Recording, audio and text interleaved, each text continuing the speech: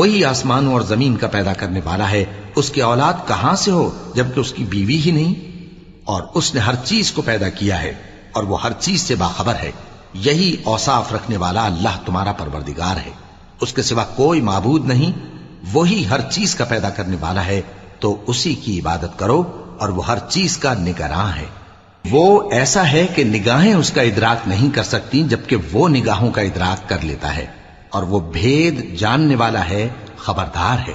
اے پیغمبر، ان سے کہہ دو کہ تمہارے پاس تمہارے پروردگار کی طرف سے روشن دلیلیں پہنچ چکی ہیں، تو جس نے ان کو آنکھ کھول کر دیکھا اس نے اپنا بھلا کیا، اور جو اندھا بنا رہا اس نے اپنے حق میں برا کیا، اور میں تمہارا نگہبان نہیں ہوں۔